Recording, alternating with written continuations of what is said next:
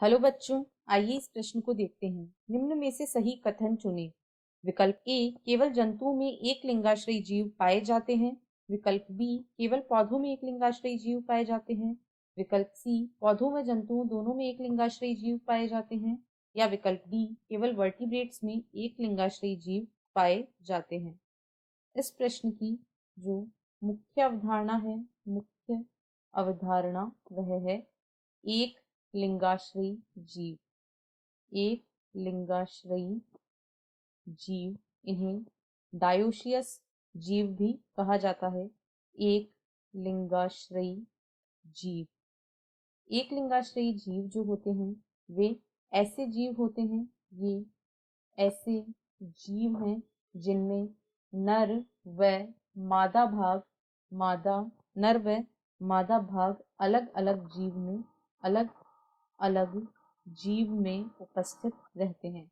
नर तथा मादा भाग अलग अलग जीव में उपस्थित रहते हैं, तो ऐसे जीव को एक लिंगाश्रयी जीव कहा जाता है। जबकि जब जो द्विलिंगाश्रयी जीव होते हैं, द्विलिंगाश्रयी जीव, ये ऐसे जीव होते हैं जिनमें नर व मादा भाग एक ही जीव में पाए जाते हैं।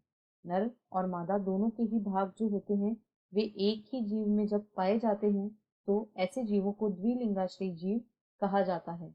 अब जो पादप जैसे कि खजूर या पपीता तथा अधिकांशतः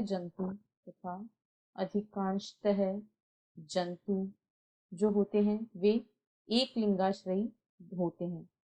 ये एक लिंगाश्रयी जीव होते हैं, यानी पादप और जंतु दोनों में ही एक लिंगाश्रयी जीव पाए जाते हैं।